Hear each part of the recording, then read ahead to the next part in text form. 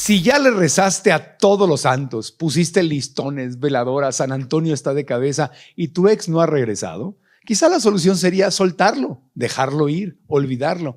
Pero qué fácil es decirlo y qué difícil es lograrlo. ¿Hay alguna fórmula secreta? ¿Es verdad que un clavo saca otro clavo? Pues si hay una persona que puede solucionar este problema es Santa Nilda Charaviglio, que regresa hoy al podcast para decirnos cómo olvidar a ese o a esa que fue tu gran amor. Nilda, queremos un milagro, Nilda. Porque hay millones de personas que sufren para olvidar al ex o a la ex. Es que no se puede. No me digas eso. ¿Para qué sufres? No se puede. Es un sufrimiento horrible cuando truenas con alguien y no duermes. Hasta el agua te cuesta tomártela. Y oyes las canciones y lloras. Ay, Nilda, es un sufrimiento muy fuerte. Sí. Sí. Muy inútil. Pero, a ver, ¿por qué es tan difícil olvidar al ex o a la ex? Es que no hay que olvidarlo. ¿No hay que olvidarlo? No. ¿Pero cómo no? No, el amor no se hace humo. El amor se transforma en otra clase de relaciones. El cerebro carece de la función del olvido. Cuanto más luchas para que no suceda algo, más sucede porque estás grabando en el cerebro tu atención en eso. Entonces no se puede, ni se debe querer olvidar. El dolor no es para olvidarlo, ni para patearlo, ni para conocerlo, ni para todas esas cosas horribles que se hacen. El dolor es para amarlo, porque si te duele aquí, no te duele allá. No es que se fue y entonces el otro duele. ¿Cómo te va a doler el otro? No. Pues que duele acá adentro. Ok, entonces ¿qué hacemos? Es una herida, ¿no? Sí. Las heridas que tenemos hay que hacer trabajo para sanarlas. No ponerle curitas o taparla de alguna manera. No es así. Cualquier emoción, cualquiera, hasta la más horrible, se ama, se abraza, porque tiene que ver con lo que tenemos aquí adentro. El otro no me hirió. El otro probablemente metió el dedo en alguna llaga que yo tenía, pero la llaga lo precede. Había una herida antes de haber vivido. Y si me vinculé con esa cosa... Con el ex. Estamos enojados con el ex. Sí. Estamos diciendo cosas. Sí. Es porque yo necesitaba hacerme consciente de mi herida. Es gracias a él que a mí me duele. ¿Por qué? Porque entonces la amígdala bota la información que yo necesito para sanar mis heridas. O sea que despertar esa herida es un favor que me está haciendo la vida a través de esta cosa. Sí, exacto. Con el objetivo de que yo sane la herida. Claro, que me entere que la tengo, porque a veces no estamos enterados. Si alguien mete el dedo en la llaga, digo, ¡ay, me dolió! ¿Pero qué me dolió? ¿Su mano o mi herida? O sea, no es culpa del dedo, sino de la herida que yo claro, tengo ya ahí. Si no, me hubiese hecho así con el dedo y no me hubiese dolido, ¿no? Pero si tengo una herida y me meten el dedo en la herida, oye, no me lastimes. No, pues a lo mejor ni el otro sabía que estaba lastimando. Y me quedo con la misma herida y voy con otra cosa que también va a poner el dedo en la misma herida.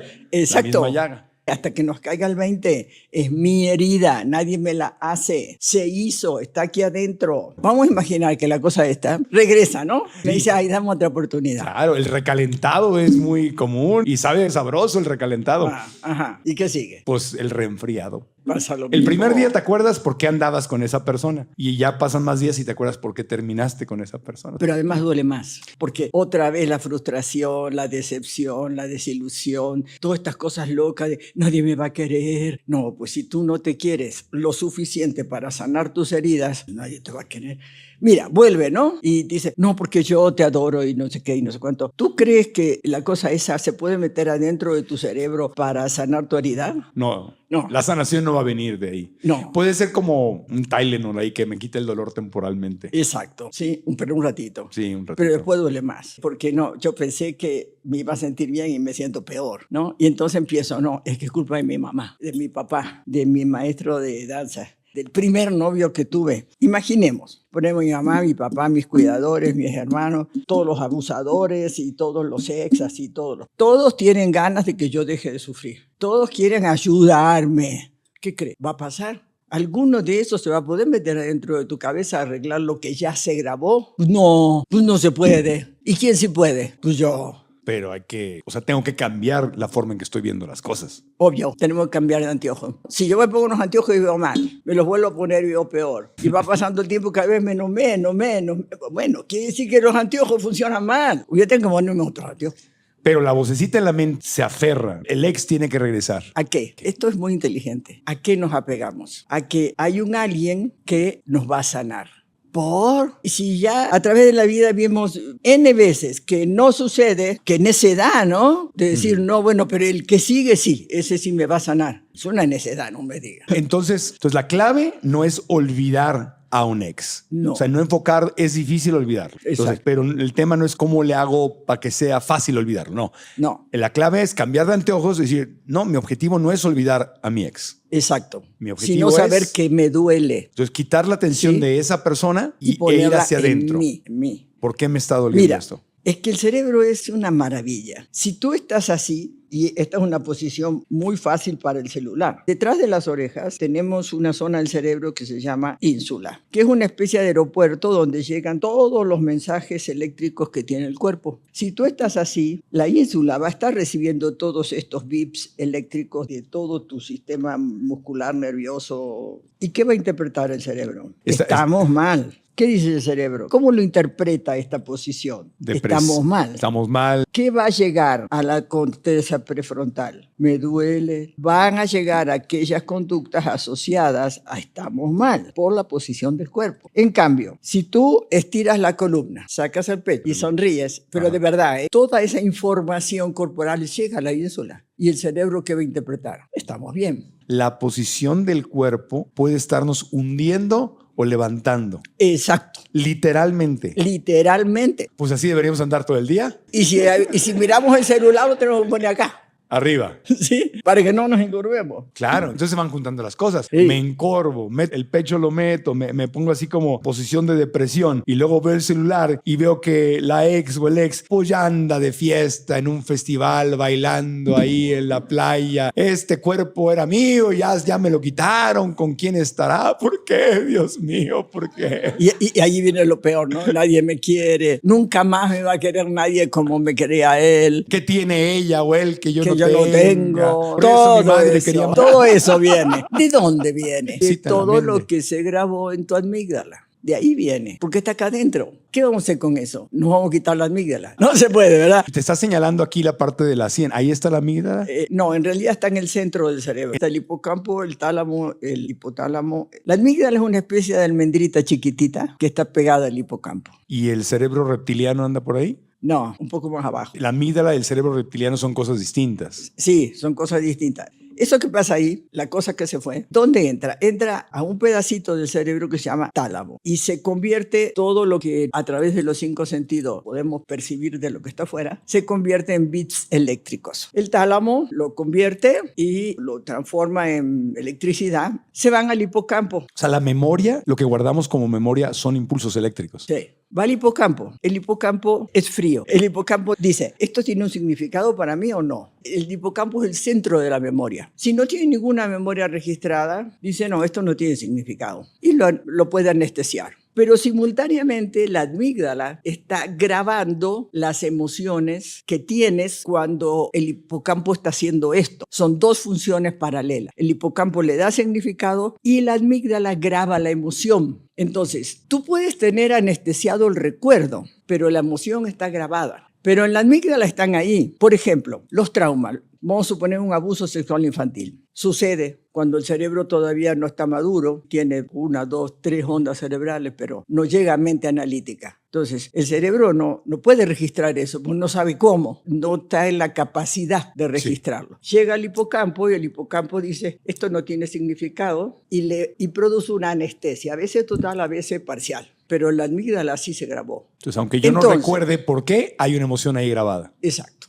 Entonces, esta anestesia puede durar 1 año, 2, 50. Depende de lo que vivamos en presente. Si tenemos después otro abuso, entonces el hipocampo ya tiene un significado. Acá hay un abuso y esto se parece mucho. La anestesia va disminuyendo. Si esto ya lo tienes cuando existe ya la onda beta. A esos de los 12 años, donde entran las hormonas sexuales, aparece esta otra onda cerebral que nos lleva a poder tener mente analítica, que es alrededor de los 12 años. Antes de los 12 años no hay mente analítica. Si suceden otros abusos, entonces el hipocampo ya tiene registro, ya le da significado. Esto es otra vez más de lo mismo. No dice si es bueno, si es malo, al hipocampo no le importa. Simplemente va registrando que esto sí ya se vivió antes. Y conecta con la amígdala y empieza a ir al consciente. ¿Cómo es esto? Cada vez que hay un abuso, la amígdala sí saca la emoción que estuvo antes. Todavía no conecta con el evento. ¿Qué quiere decir? Que la amígdala sí tiene esa emoción y por lo tanto condiciona nuestra conducta. Que vamos a tratar, desde la sabiduría del ser humano propia, la amígdala va a tratar de enviar aquellas emociones al presente. Entonces, la persona que sufre un abuso sexual, ¿cuál es el comportamiento? Tener conducta de altos riesgos, muchas. ¿Sí? Se van metiendo en situaciones difíciles. No saben por qué, porque estoy así, porque me gusta. No entienden por qué, porque está cancelada, está anestesiada el origen, pero la emoción no. Entonces, ¿cuál es la intención positiva de una persona que ya tuvo un abuso de meterse en situaciones de alto riesgo donde puede sufrir muchos tipos de abuso, aún de grande? ¿Cuál es la intención positiva? Cuando era chiquitita no pude, pero ahora que soy grande sí puedo. O sea que literalmente la amígdala te está llevando a que recrees la situación para poder superarla. Para poder superarla. Entonces por eso brincamos de una a otra relación. Mismo infierno, diferente diablo. Sí. Pero no es consciente. No es consciente porque todavía el hipocampo no soltó la memoria del evento. Como terapeuta clínico, cuando pasan estas cosas, te aseguro que entra otra onda cerebral, pero que entra de a ratos, nomás que llama gamma, que va de 32 Hz para adelante. O sea, ¿viste cuando el eureka? Ya entendí, bueno, esa es una onda superior a la beta. Pero bueno, a mí como terapeuta, cada vez que le pasa esto a mis pacientes, yo aplaudo hasta con las orejas, porque me da una satisfacción tan grande.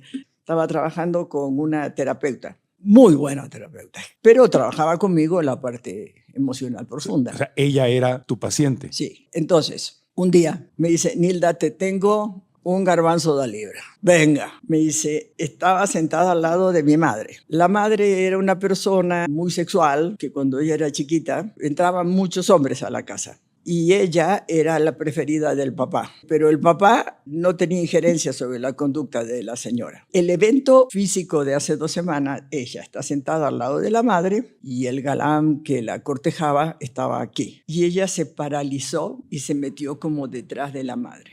Me dice, Nilda, viví lo que fue toda mi infancia en ese segundo. Yo quería que mi mamá me quiera. Mi mamá no me pelaba porque estaba con sus hombres y mi papá estaba mirándome, pero no hacía nada. Y vio como en presente todo lo que ella había sentido en la niñez, donde su papá era la preferida, pero no hacía nada. No la protegía. No la protegía. De hecho, hay otra anécdota por allá que el papá se muere y antes de morirse le dijo, aléjate de tu madre. Nunca te pude proteger, pero no puedes estar cerca de ella porque no es nutritiva, pues. En ese momento, ¿qué hace el hipocampo? Junta la memoria del evento con las memorias emocionales de la amígdala. Ya.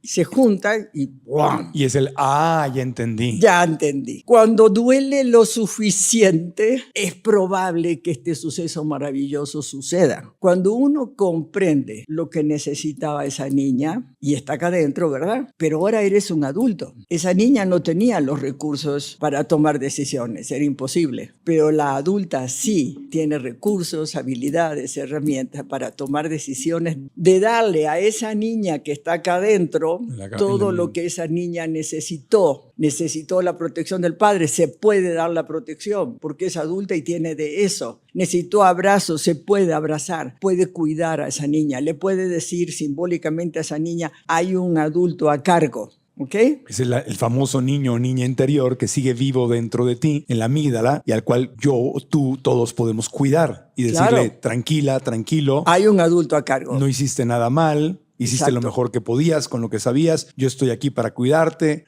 y darle amor. Pero ahí está la sanación. Hay un adulto a cargo. No es la cosa. No, es mi adulto que puede sanar esa herida. Y ese dolor que se presentó con el ex es simplemente una oportunidad de sanar lo que está dentro de nosotros. Exacto. Entonces hay que darle gracias a la cosa. Claro, pero no sabes la cantidad de veces que a mí me toca ver eso. Es una maravilla.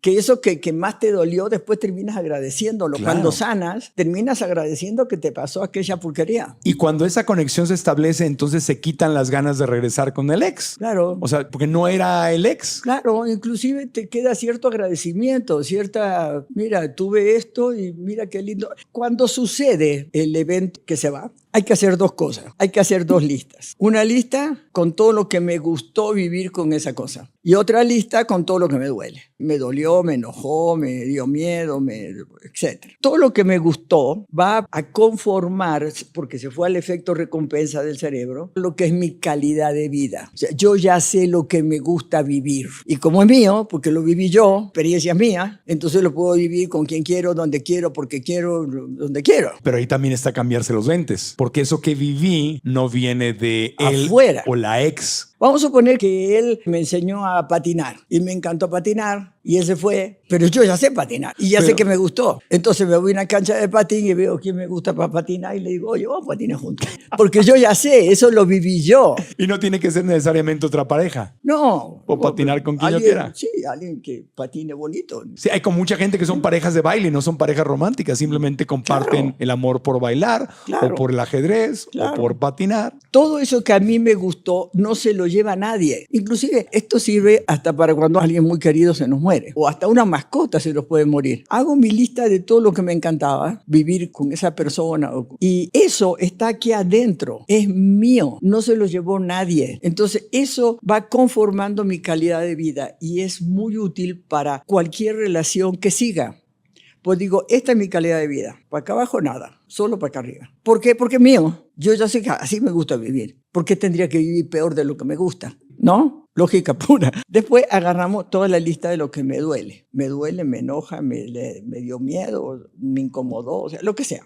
Cada una de esas sé que está en mi responsabilidad transformarlo en sabiduría. Son heridas que tengo la oportunidad de sanar para que se transformen en sabiduría. Sí, señor. ¿A poco no está precioso? Está precioso. Requiere de abandonar por completo la mentalidad de víctima e ir hacia adentro a sanar y descubrir, a una exploración hacia adentro. Lo importante vive en mí, lo importante está adentro. Y dejar de culpar. Claro, a la mente le encanta estar culpando y hablando de lo mal que me trató tal persona y me junto con alguien más que me valide eso. Entonces, ese no es el camino. No, ahí no se sana. No, ahí no se sana. Sí es lindo que te apapachen, que te contengan, que te cobijen. Sí es lindo, pero no hay que creérselo. Estaba leyendo aquí estadísticas. Dicen que las mujeres tienen mejores probabilidades de darle la vuelta a la página con el ex que los hombres porque las mujeres piden ayuda, lo hablan, buscan, exploran, lo dicen. Y los hombres estamos educados, a mí no me van a ver débil, luego entonces me lo trago, hago como que no pasa nada. Cuando la gente elige el modelo de amor romántico y que siempre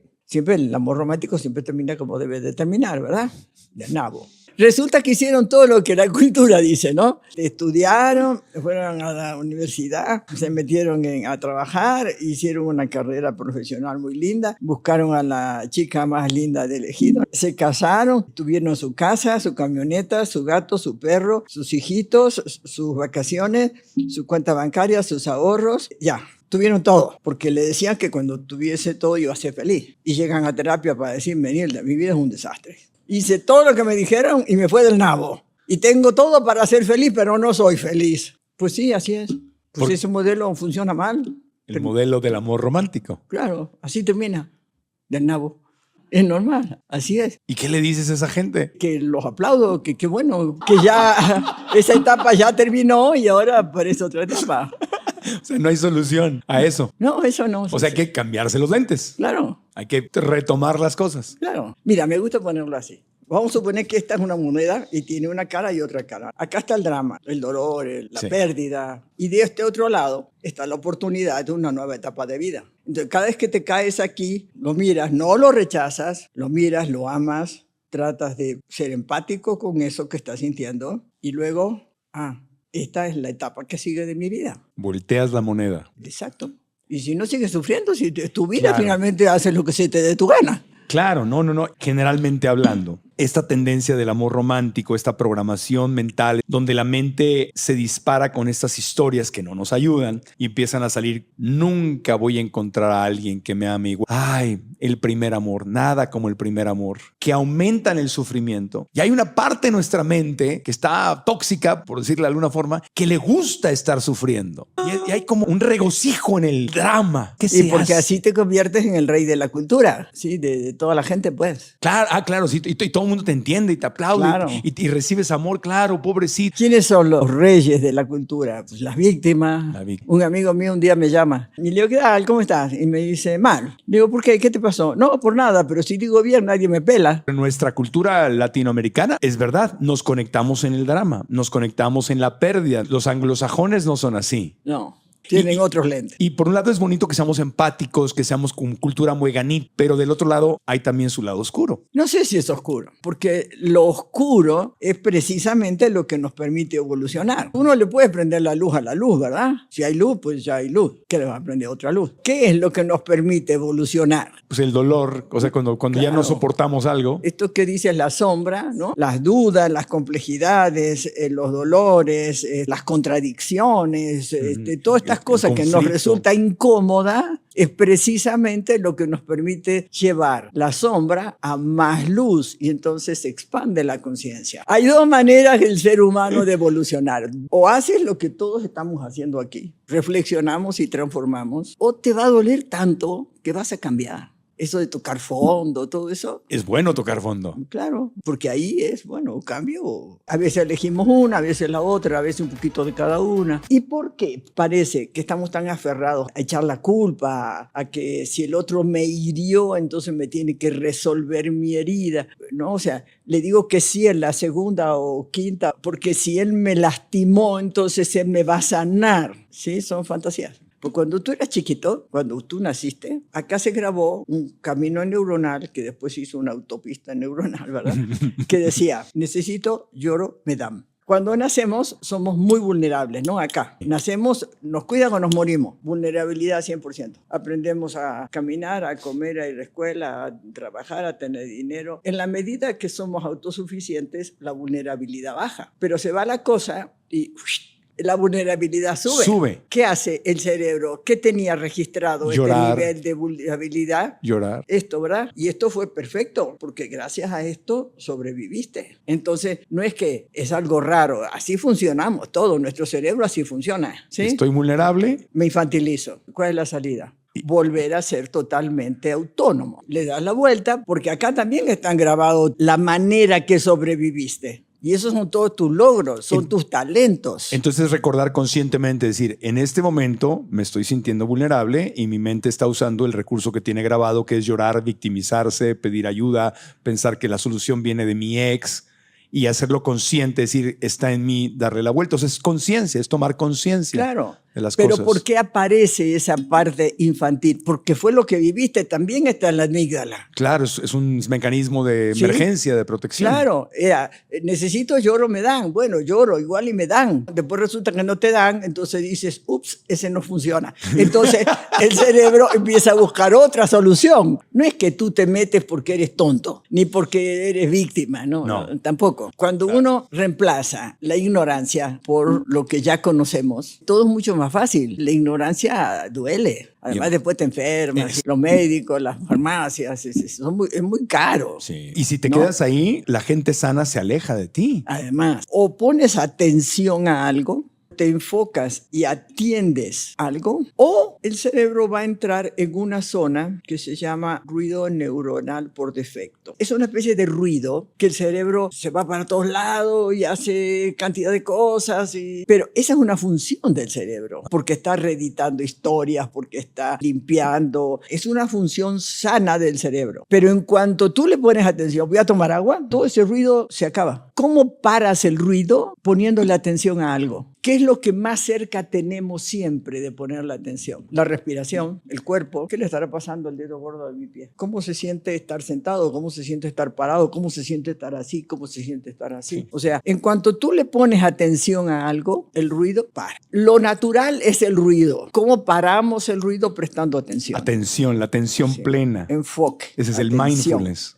Y a veces ese ruido empieza porque, vamos a suponer, está hablando Nilda y estamos poniendo atención, pero de repente Nilda dice una palabra y esa palabra me dispara al ruido y me conecto con el ruido porque me recordó algo y cuando menos me di cuenta ya me fui. 5 minutos después regreso. ¿En dónde estábamos? Sí. ¿Qué dijo Nilda? Y entonces ese es el tema de entrenar la mente a venir al presente, al aquí y ahora. Más cuando estás hablando con el galán, ¿no? La galana. Que el otro se empieza a echar el choro y tú te pones a pensar en que no pagaste la cuenta del teléfono. De ahí viene el practicar, venir al presente, poner la atención. Exacto. Porque mientras más entrenas a la mente a sentir, respirar, entonces se hace también como una costumbre estar más tiempo aquí y ahora. Sí. Se hicieron experimentos en escáner. Se escaneó a grandes meditadores, budistas, etcétera, que son los que más entrenados tiene en la mente. Y lo que descubrieron es que, bueno, en este circuito que yo estaba haciendo, hipocampo, amígdala, eso va al hipotálamo. El hipotálamo le dice al cuerpo qué se interpretó y genera los neurotransmisores, las hormonas. Si genera serotonina, me siento contenta. Si genera adrenalina, me pongo nervioso. Las emociones son neurotransmisores en el torrente sanguíneo, que dependen de la interpretación de estos dos. Entonces, hace el circuito y se va a la corteza cingulada. Y la corteza cingulada es la que dice esto es relevante o esto no es relevante. Si es relevante, lo pasa a la conciencia. Recién ahí tú eres consciente de lo que estás viendo. Ramón y Cajal dice, la mente no sabe lo que el cuerpo ya se enteró. O sea, entra lo que pasa afuera, hace todo este circuito y después llega a la conciencia, a las cortezas prefrontales, que es tu conciencia. Hay todo un circuito antes que aquí. Son 400 milisegundos. Pero cuando tú te concentras, cuando tú pones atención, lo desarrollas aquí. La atención, el enfoque en el presente continuo hace que la corteza cingulada y la corteza prefrontal aumenten de tamaño. Y el tamaño de la amígdala, que muchas veces está ahí aumentada, hiperactivada, disminuye. Físicamente disminuye. O sea que practicar mindfulness es ir al gimnasio de lo que físicamente es mi cerebro. Sí. Ahora, no es necesario ponerte a meditar como el budista. Puedes estar lavando los platos y estar hiperconcentrada en lavar los platos. Claro. Puedes estar haciéndote las pestañas y estar hiperconcentrada en hacerte la pestaña. Claro. Y si la atención es plena, esto sucede igual. Es estar donde estás. Sí, ya. estar donde estás haciendo lo que estés haciendo. Cuanto más nos entrenamos a estar en presente, o sea, a ponerle atención, enfoque a lo que estamos haciendo, la corteza cingulada y la corteza prefrontal, que es la conciencia, se expanden metafóricamente, pero también físicamente. Literalmente. Bueno, sabiendo todo esto, ¿cuál es el pedo con el ex? ¿Es sano? ¿Es recomendable? ¿Se podría ser amigo o amiga del ex o de la ex? Claro. Si hubo una buena relación. Aquí hubo reacciones aquí. Si fue una relación que tu lista de dolores las pudiste transformar en sabiduría, sientes cierto afecto, cierto agradecimiento por el ex. Sí, yo siempre lo digo metafóricamente, el amor no se hace humo, se transforma en otra clase de vínculo. Se puede transformar. Puedes llegar genuinamente a ser amigo o amiga de tu ex. Claro. Y se acabó ya la conexión. Claro. Entonces, pongámoslo de otro punto de vista. Digamos que yo soy la persona nueva con otra persona y veo que tiene una amistad con su ex. ¿Qué? ¿Qué? ¿Te molesta? Pero, vamos a suponer que sí. Pero bueno, supongamos que le molesta, ¿no? Al nuevo. Le molesta. Le claro. molesta. Sí. ¿De quién es el problema? De la persona que le está molestando. Obvio. ¿Cómo verificamos que realmente esa amistad sea eso? Es que no lo vas a verificar. No se verifica. Observa, ¿te molesta o no te molesta? ¿Te molesta? Resuélvelo. ¿No te molesta? Disfrútalo. Hay que verificar. ¿No hay que verificar? Observa. Porque ¿qué tal si es donde entra la vocecita? ¿Qué tal si yo soy el clavo que esta persona está tratando de sacar el otro clavo? ¿Qué tal si yo no quiero ser el clavo que saca otro clavo? Pues entonces, pregunta. Le pregunto así tal cual. Oye, obvio. ¿sí son amigos? O sea, preguntamos así. Pues sí, ¿para qué inventas? El porcentaje de error que tienes cada vez que inventas lo que siente el otro, Altísimo. 90%, ¿te gusta? Así, a ver, yo estoy saliendo contigo y tú tienes un ex con el que te llevas muy bien y yo te pregunto, pero vamos a suponer que tú tienes la esperanza todavía. Ajá. No me vas a decir la verdad. ¿Por? Te digo, bueno, tú sí, Nilda Charaviglio. Ok, entonces Nilda no. Vamos a suponer a alguien que no es honesta, que no está resuelta, que no ha trabajado en sí misma tanto. Digamos que ella todavía ahí trae esperanza con el ex y pues quiere mantener el contacto y está saliendo conmigo. Anda probando el terreno, pues no quiere cerrar acá la puerta. Pues no me va a decir la verdad. Ya le pregunté. ¿Y tú qué lo vas a creer? Ahí, esa es mi pregunta. ¿Dónde está la rayita entre ser un celoso y inventarte una historia, pero también ser precavido porque uno no quiere romperse el corazoncito? ¿Cuál es el balance entre la verificación sana y ya inventar historias? Bueno, primero que nada, preguntar. Eso es la primera. Si te miente es fácil, porque tú vas a estar observando. Y si su cuerpo, por ejemplo, si te dice, pero claro que no. Entonces tú miras lo que pasa. Uno verifica. Sí, las palabras se las lleva el viento. El cuerpo no miente, nunca miente el cuerpo. Inmediatamente va a haber una reacción, o va a decir, mira, la verdad es que nos queremos muchísimo. A lo mejor en algunos momentos hasta nos podemos medio confundir porque suena medio romántico, pero no, mira, la verdad es que si no estoy con él es porque no quiero, porque tengo ganas de estar contigo. Pero el cuerpo no miente. La amistad entre un hombre y una mujer, incluso si han sido algo antes, sí existe. Claro.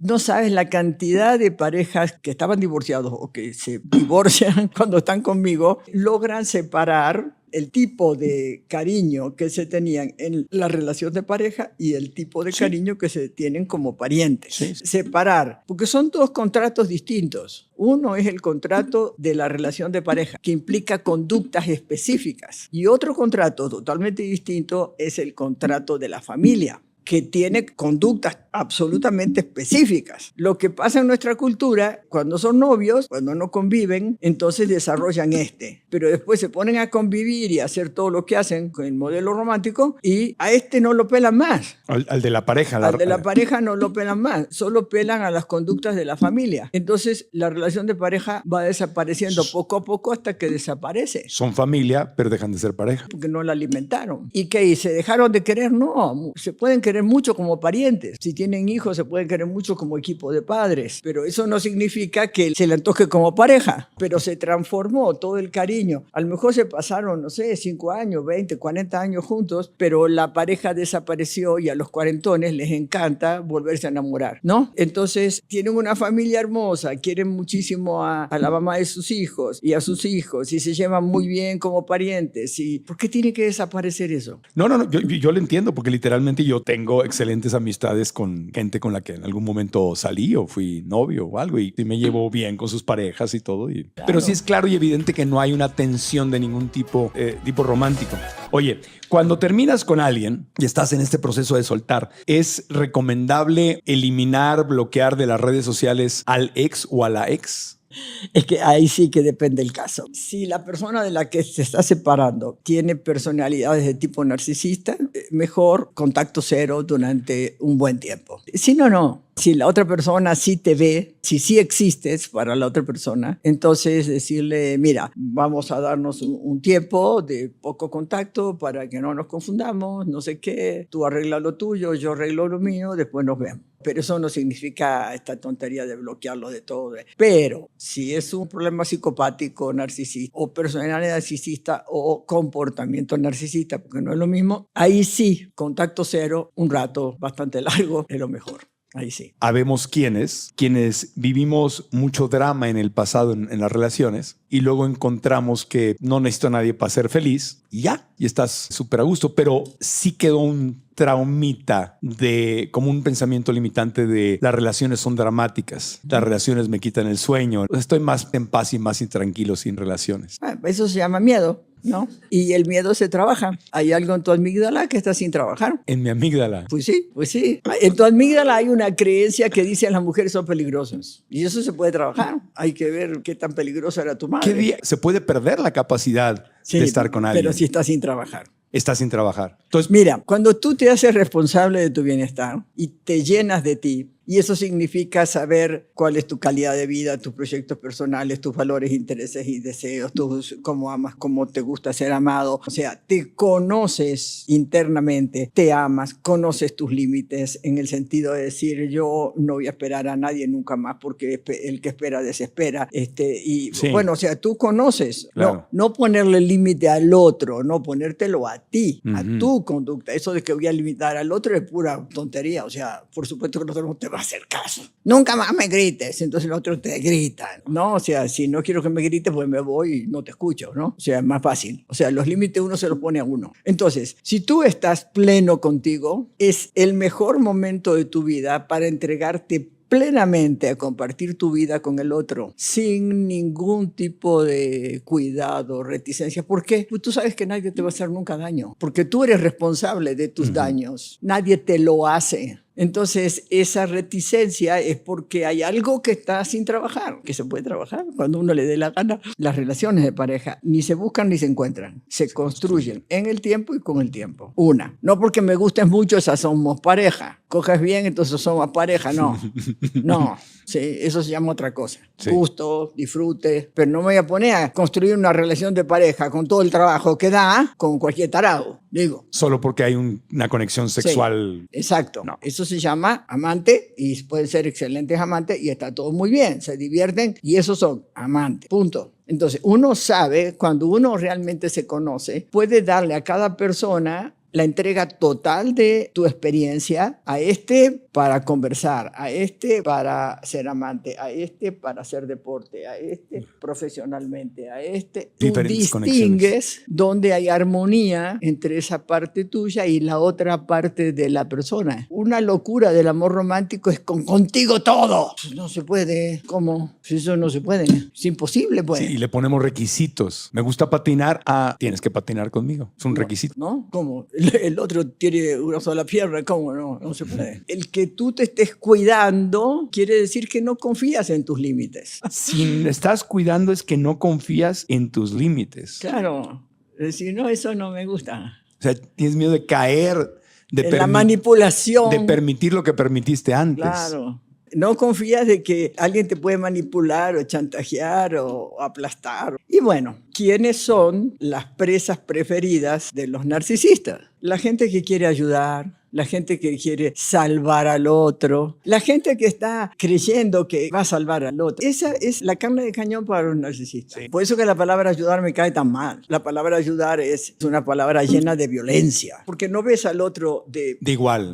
Claro, ¿no? sí, Yo te puedo ayudar a ti, pendejo, que no entiendes. Me gusta acompañar, me gusta apoyar. Yo viví un proceso precisamente un poco complicado, la relación que tuve previa a la que ahorita tengo, y a mí me dieron el consejo como enfrentarse a todo lo que uno, incluso mensajes, audios, volverlos a escuchar, volver a ir a los lugares.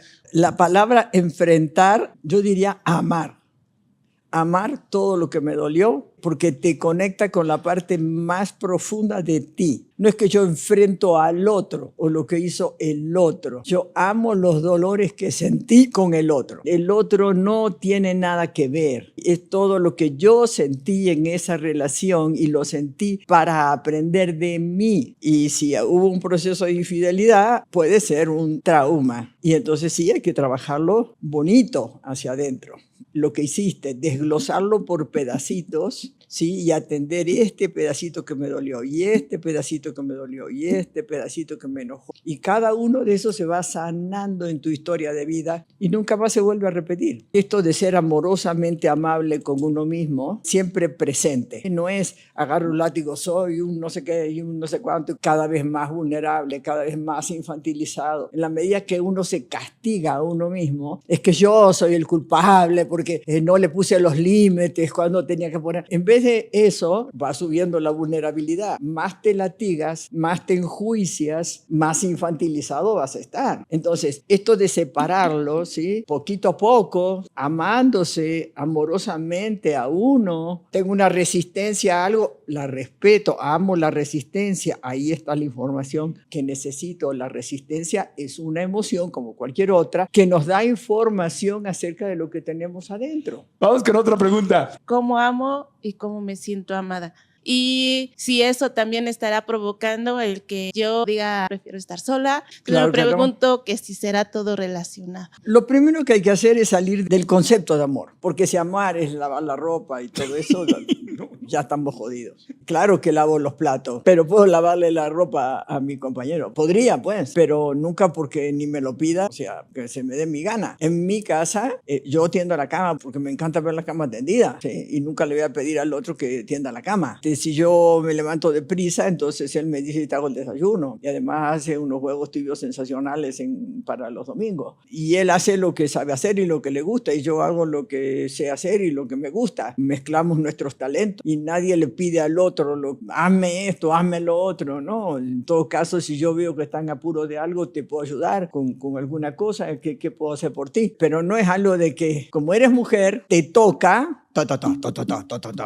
No, no me toca nada. Me toca ser yo misma. Si en una relación tú no puedes ser tú misma, olvídalo. Eso se acaba porque vas a terminar asfixiada. Lo único que puedes ser en una relación es ser tú misma. Y como uno no es, sino que va siendo, porque el ser humano desde que nace hasta que se muere es transformación. Entonces, ni siquiera uno es, sino que va siendo. Entonces, ser uno mismo, ¿qué es? Es estar enfocado en presente continuo, ¿sí? Atento, ¿sí? A quién voy siendo yo. Oye, plánchame la ropa. No hago de eso. ¿Cómo que no sé? No, porque no está dentro de mi manera de ser feliz. ¿Y entonces quién la va a planchar? Pues no sé, en la lavandería planchan también. Los límites son a uno mismo. Uno no le pone límites al otro porque el otro no te va a hacer caso. Los límites son a nuestra conducta. Tú puedes ser y hacer lo que tú quieras. Entonces, ¿cómo amas? Con conducta. Si tú amas lavando la ropa y planchándola y lavando los platos y todo eso, bueno, está dentro de un modelo que tiene precio. No quieres hacer todo eso y no lo haces. Entras en otro modelo que tiene otros precios. Y el primer precio de los otros modelos es a quién elijo para compartir mi vida. Cómo amo es mi oferta. Yo me pongo en relación contigo y te digo, mira, yo amo de esta manera. ¿Te interesa? Porque la manera que el otro se siente amado tiene que ser compatible con mi oferta. Y después le digo, mira, yo me siento amada si pasa de esto. ¿Te interesa? Porque mi demanda tiene que ser compatible con su oferta. Yo me pongo de novia contigo y tú me dices, Nilda, te quiero tanto, tanto, tanto, tanto que te voy a sacar de trabajar.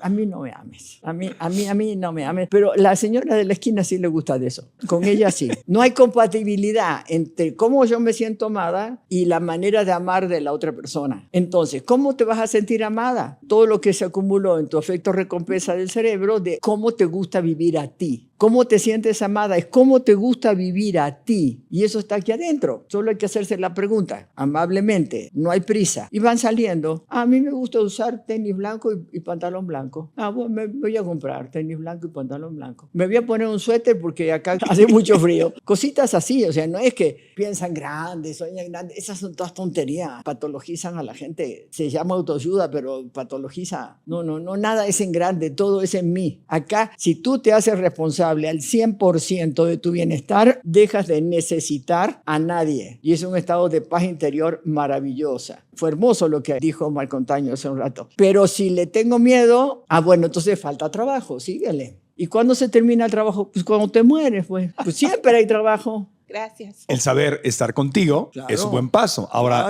el siguiente paso es quitar el miedo. Claro, saber que te vas a entregar a quien tú elijas, si lo conoces, no porque esté guapa o porque hable bonito, que es buena manipuladora. La oferta y la demanda. Y hay que medir compatibilidades, pero si hay una química hermosa, sirve para ser amante. ¿Por qué no lo vas a disfrutar? No por eso te vas a hacer de novio, son cosas distintas. Y hay que decirlo. Las palabras se las lleva el viento, sí, son bastante mentirosas las palabras. En la cultura latinoamericana no está como muy bien vista esa pero conversación. Si no empezamos sembrando semillitas... Hay que atreverse, ¿no? Eso es lo que yo digo, que yo soy agricultora, yo lo único que hago es sembrar reflexión. Y a veces crece, a veces no crece. Y lo dices y si te juzgan, ¿no? Porque como hombre puede existir el miedo. Si yo le digo esto, va a pensar que soy un macho y que nada más la quiero usar y no sé qué tanto. Y si la mujer lo dice, pues puede ella tal vez tener miedo que ella va a pensar que soy una cualquiera. Pero si fuese ese el caso, no te mereces. Pues entonces ya, ¿para qué? A otra cosa, mariposa. O sea, si lo dices y te juzgan y ese es el juicio, entonces perfecto. Ya. Next. Última pregunta. ¿Qué sucede con las relaciones de las personas que presentan lesiones o síndrome del lóbulo frontal. Entonces tienes que hacerte tratar el cerebro. Ya hay un aparato que sirve para una regeneración de algunas partes. Hay que ver en qué zona está ese daño. Si es, por ejemplo, si es en el área de Broca, te van a decir qué sientes y tú vas a decir nada. Pero no porque no sientas, sino porque esa área está desconectada, tiene un daño y entonces tú no puedes expresar lo que sientes. Sí lo sientes, pero no puedes expresarlo porque esa área en específico tiene el daño. Hay otros daños. En los lóbulos prefrontales, por ejemplo, está todas las que son la función de control de la conducta. Entonces, depende dónde esté el daño, a lo mejor eres muy impulsiva o a lo mejor es como si no tuvieses filtros, pero todo eso se trata. La neuroplasticidad del cerebro es maravillosa. Hoy en día se sabe que podemos regenerar neuronas nuevas hasta que nos morimos. O sea, realmente la neuroplasticidad y la resiliencia del ser humano es una cosa maravillosa. Y métete en neurociencia, mamita. Hay maestras maravillosas, Nazaret Castellano, que habla un lenguaje para todos. Hay una psiquiatra española también que se llama María Rojas Estape,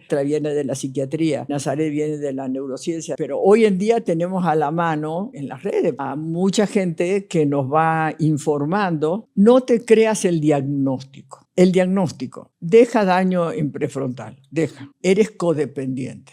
Eres ansioso, eres adicto, eres depresivo. Cualquier diagnóstico que te dice eres va a identidad. Y si tú te la crees, te empiezas a comportar como tal. Cuando uno tiene un diagnóstico al quien echarle la culpa de mi vida, tu vida se limita a tu creencia. Porque eso aplica en todas las áreas de nuestra vida. Porque aparte ese diagnóstico a veces no viene ni siquiera de un profesional. Viene de alguien que simplemente te tira un juicio y dice, es que eres tal cosa, no tienes corazón, eres una persona cruel, eres un egoísta. ¿Y sabes qué le vas a contestar? Pues sí, a veces. No te creas nada, ni de lo que los demás te dicen, ni de lo que tú te dices. A veces sí, a veces soy de eso.